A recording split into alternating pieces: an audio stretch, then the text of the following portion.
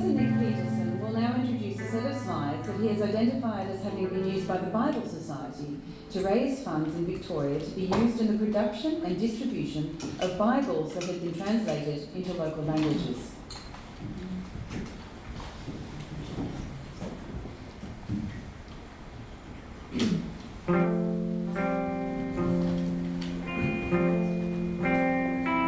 A striking feature of these slides is that they were still being used as late as 1948-9, at which point film started to take over. Here, T.G.H. Strello is working with Conrad, Zacharias, Nathaniel, Jacob, and Moses to revise his father's translation of the New Testament in February 1948. His father, Carl Strello, had arrived at the Hermsburg Mission in 1894 and within 6 months was giving sermons in Aranda. His translations of the New Testament were published by the Bible Society in 1928 and the revised version in 1956.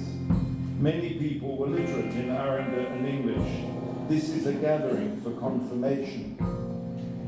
The Bible Society first published portions of the Bible in an Aboriginal language in 1864 in Narranyeri.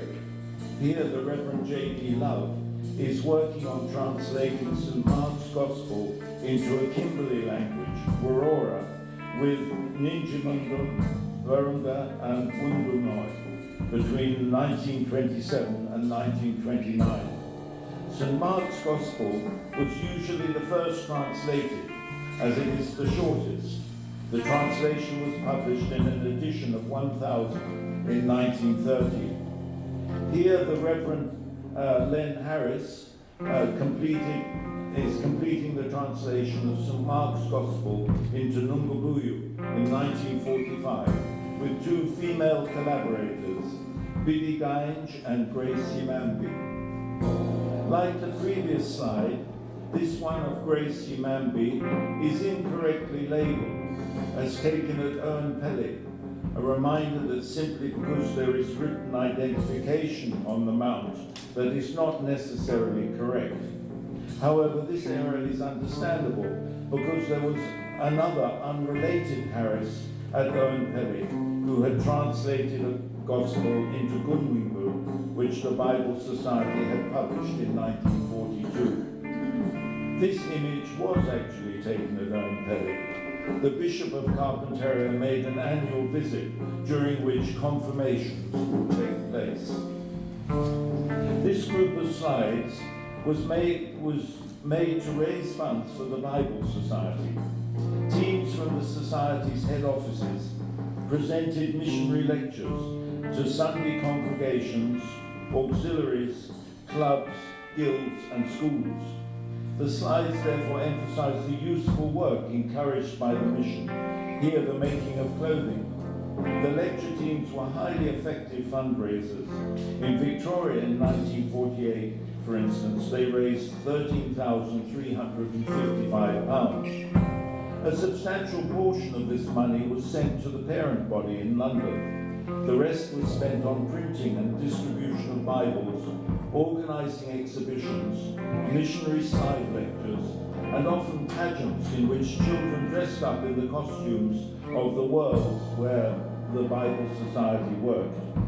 It is just possible that this slide was taken at the pageant held by the Glen Huntly and Ormond branches of the Bible Society in 1947, at which it is mentioned there was an Aboriginal contingent. The Bible Society also distributed Bibles in settled Australia, but in English. Generally speaking, it was the policy of the Society to get people to pay for the Bibles, because it was believed that what is bought will be cherished and read. But for Aboriginal people and groups in Papua New Guinea, they were supplied free. In contrast with the dominant imagery that emerged with fundraising by NGOs within the discourse of development after the war, which relied on compassion, showing poverty, people as victims of famine, war, or natural disasters, all the Bible Society images show the positive benefits of missionary work. The last 4 slides relate to the work of the Methodist Overseas Mission, which included activity in Arnhem Land. Given the date on these slide mounts of 1942, I think that at least some of the children shown here at Oxford, on the south coast of New South Wales, come from Croker Island. As the threat of war engulfing northern Australia seemed imminent, the children of mixed descent living on Croker Island walked across Arnhem Land to Pine Creek, where they were bused south to Oxford. Many of these children went on to have successful lives, and one of them indeed ended up at ANU running the Jabal Centre.